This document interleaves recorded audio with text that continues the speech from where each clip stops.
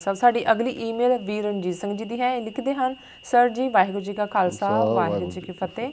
ਮੈਨੂੰ ਪਤਾ ਹੈ ਮੇਰੀ ਕੌਮ ਤੇ ਇਸ ਸਮੇਂ ਔਖਾ ਸਮਾਂ ਚੱਲ ਰਿਹਾ ਹੈ।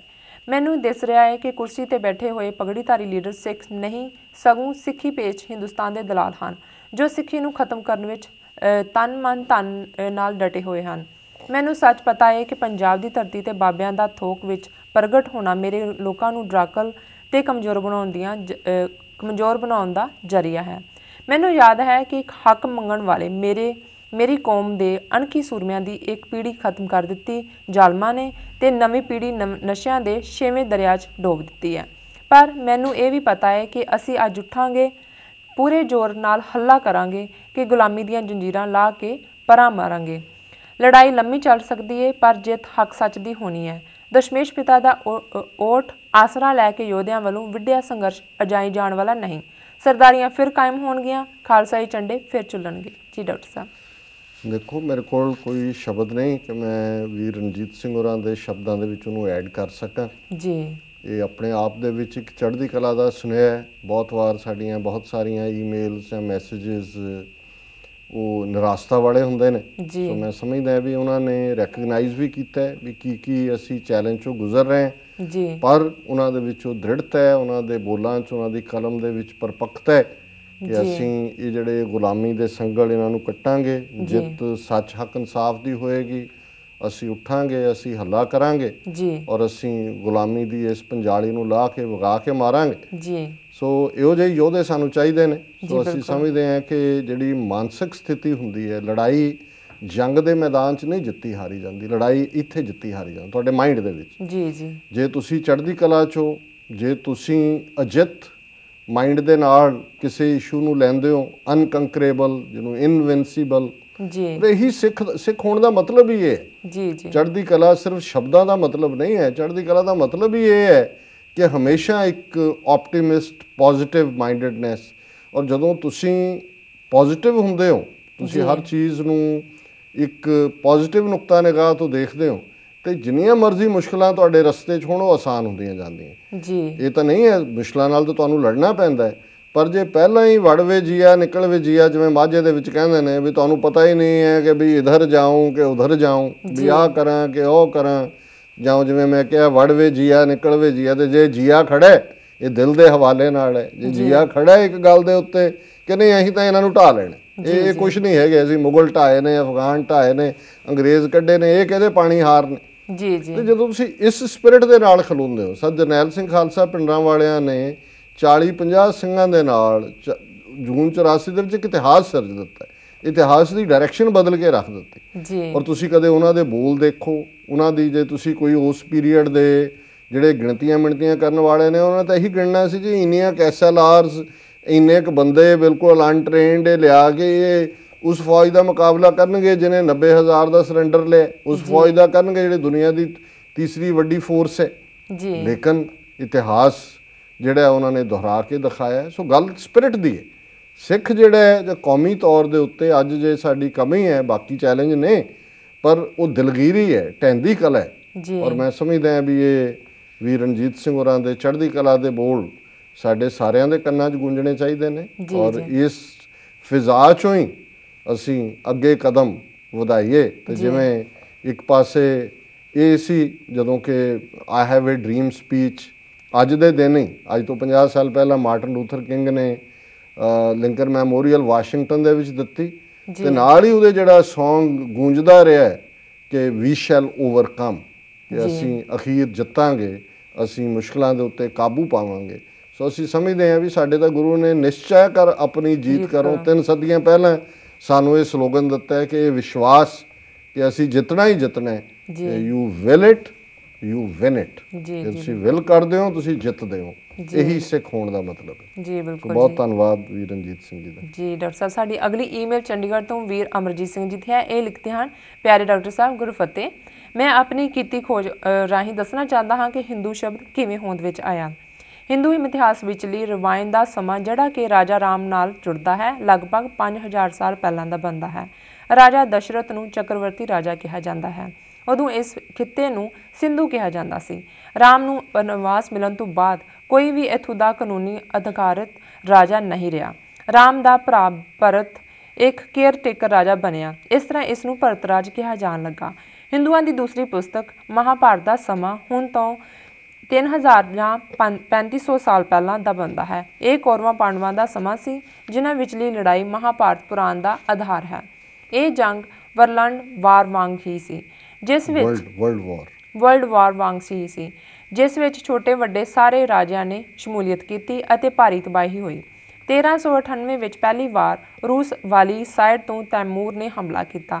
ਇਸ ਦਾ ਕਬੀਲਾ ਮੰਗੋਲ ਸੀ, ਪਰ ਧਰਮ ਇਸਲਾਮ ਸੀ। ਇਸ ਦਾ ਸੰਬੰਧ ਉਜ਼ਬੇਕਿਸਤਾਨ ਨਾਲ ਸੀ। ਇਹ ਬੜਾ ਜ਼ਾਲਮ ਸੀ ਅਤੇ ਇਸ ਨੇ ਡੰਡੇ ਦੇ ਜ਼ੋਰ ਨਾਲ ਆਪਣੇ ਮਜ਼ਹਬ ਨੂੰ ਫੈਲਾਇਆ, ਕਿਉਂਕਿ ਇਹ ਬੁੱਤ ਪਰਸਤੀ ਦੇ ਖਿਲਾਫ ਸੀ।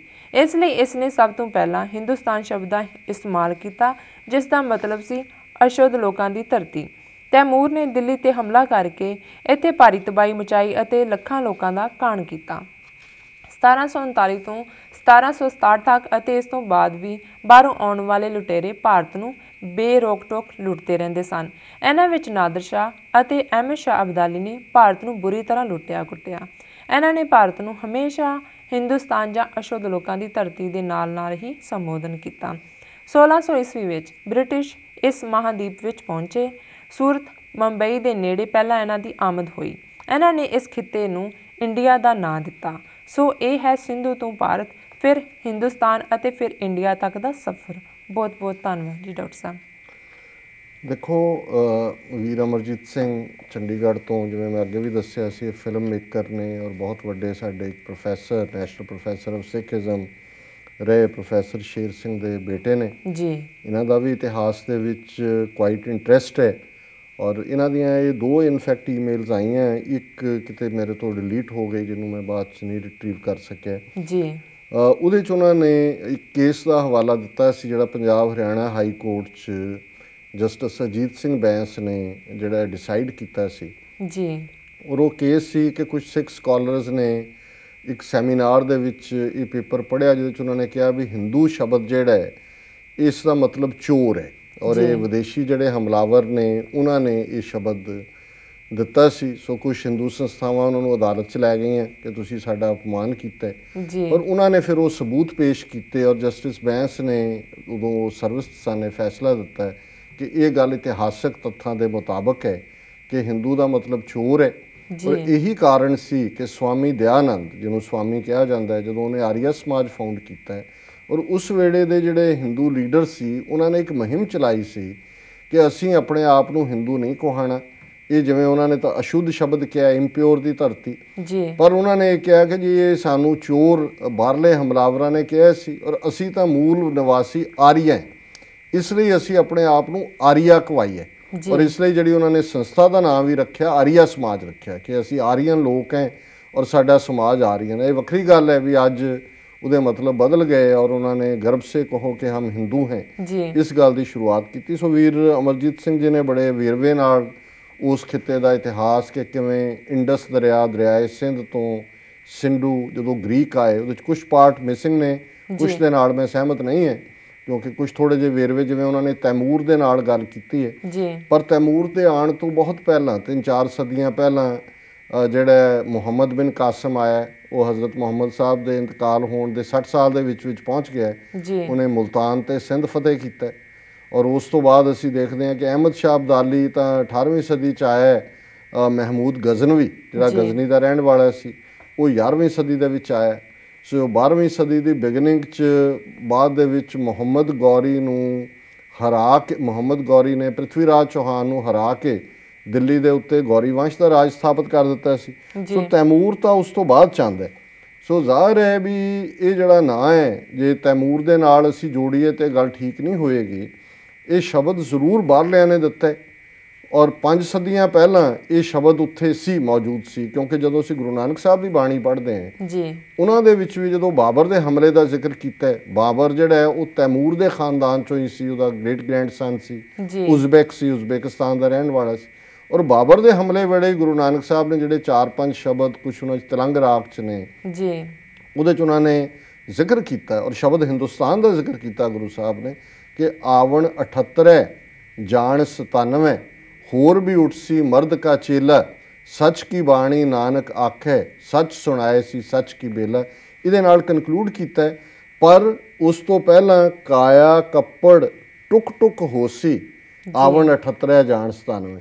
ਸੋ ਕਨਕਲੂਡ ਕਰਨ ਤੋਂ ਪਹਿਲਾਂ, ਕਿਉਂਕਿ 1526 ਦੇ ਹਵਾਲੇ ਨਾਲ ਬਾਬਰ ਆ ਰਿਹਾ ਔਰ ਇਹ ਬਿਕਰਮੀ ਕੈਲਕੂਲੇਸ਼ਨ ਹੈ ਕਿ ਇਹ ਜਿਹੜਾ ਜਦੋਂ ਇਹ ਆਣਗੇ ਇਸ ਕਿਸਮ ਦਾ ਜਿਹੜਾ ਕਾਇਆ ਕੱਪੜ ਜੈਸੀ ਮੈਂ ਆਵਿਆ ਖਸਮ ਕੀ ਬਾਣੀ, ਇਹ ਸ਼ਬਦ ਚੱਲ ਰਿਹਾ।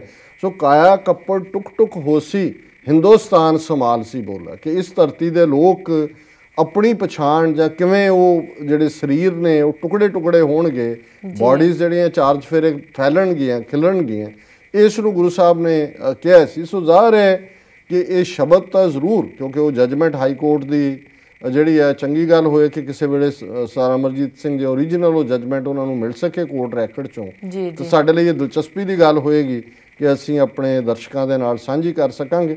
ਪਰ ਇੱਕ ਗੱਲ ਜ਼ਾਹਰ ਹੈ ਵੀ ਇਹਦੇ ਜਿਹੜੇ ਅੱਡ ਅੱਡ ਨਾਂ ਨੇ ਉਹ ਸਿੰਧੂ ਹੋਏ, ਜਿਹਨੂੰ ਇੰਡਸ ਇੰਦੂ ਗ੍ਰੀਕਸ ਨੇ ਦਿੱਤਾ, ਜਾਂ ਭਾਰਤ ਦੇ ਨਾਲ ਫਿਰ ਉਹ ਜੁੜ ਗਿਆ, ਔਰ ਇੰਡੀਆ ਸ਼ਬਦ ਜਿਹੜਾ ਉਹ ਅੰਗਰੇਜ਼ਾਂ ਨੇ ਆ ਕੇ ਫਿਰ ਉਸ ਇੰਡਸ ਤੋਂ ਹੀ ਦਿੱਤਾ, ਔਰ ਇਨ ਬਿਟਵੀਨ ਹਿੰਦੁਸਤਾਨ ਜਿਹੜਾ ਸ਼ਬਦ ਹੈ ਉਹ ਬਾਹਰਲਿਆਂ ਨੇ ਅਪਵਿੱਤਰ ਜਾਂ ਅਸ਼ੁੱਧ ਜਾਂ ਚੋਰ ਕਿਸੇ ਭਾਵ 'ਚ ਵੀ ਦਿੱਤਾ ਹੈ। ਇਹਨਾਂ ਵਿਚਾਰਿਆਂ ਕੋਲ ਤਾਂ ਆਪਣਾ ਨਾਮ ਹੀ ਨਹੀਂ ਸਰਿਆ, ਕਿਉਂਕਿ ਦੇਸ਼ ਕਦੇ ਹੈ ਹੀ ਨਹੀਂ ਸੀ।